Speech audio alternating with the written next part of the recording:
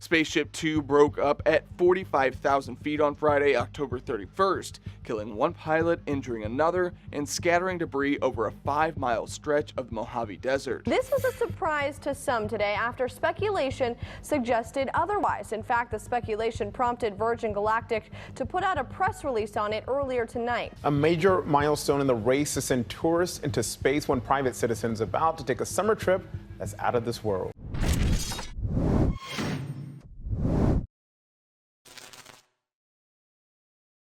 Right now, there is a 1 in 100 chance that the next person to enter space for fun will never come back. This isn't a pessimistic guess. It is the cold, calculated, catastrophic failure rate of an industry that just charged 800 people $450,000 to be test pilots for a ship that is, by every engineering standard, a flying bomb. If United or Delta had a 1% chance of exploding, 300 planes would drop out of the sky every single day.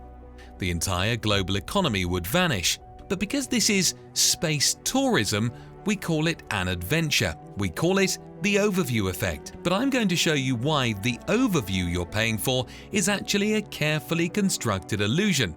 A kiddie pool in the stars that hides a glitch in the physics so severe it has engineers at NASA genuinely terrified. We've been sold a lie that space tourism is the new airline travel.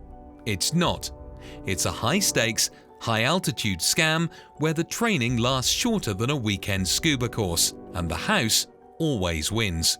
By the end of this, you'll understand why the most dangerous part of this journey isn't the launch, it's the 4 minutes of silence that follow.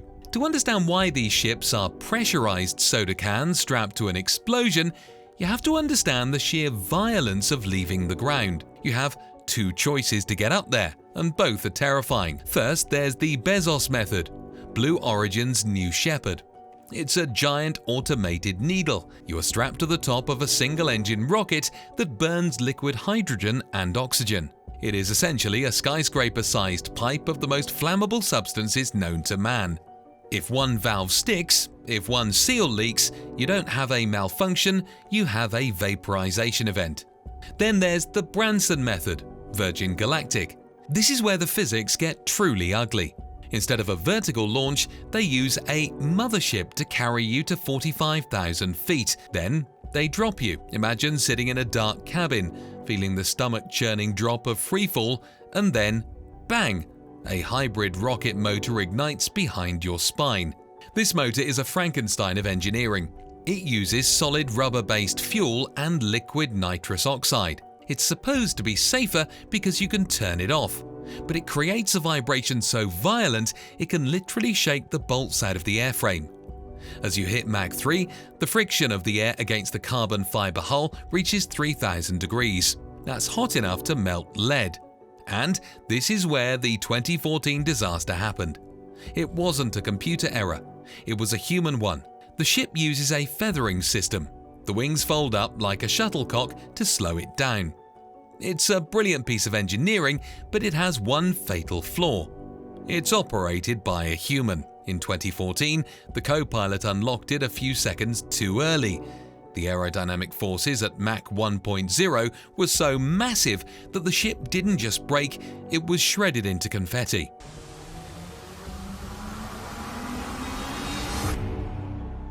That pilot had hundreds of hours of experience. You get 2 days.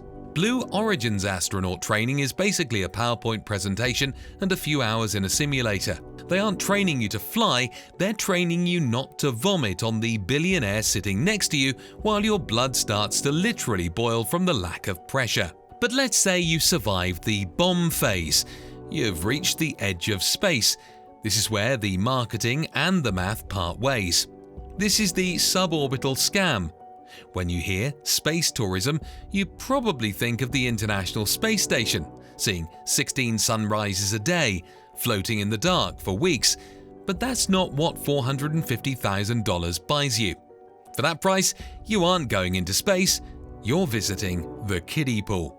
To stay in space, to orbit, you need to reach 17,500 miles per hour. If you don't hit that speed, gravity wins every time. These tourist ships only hit about 2,300 miles per hour. They are lawn darts. You go up, you experience 4 minutes of weightlessness at the very peak of the arc, and then you fall right back down. That is $1,875 per second. It's the world's most expensive bungee jump.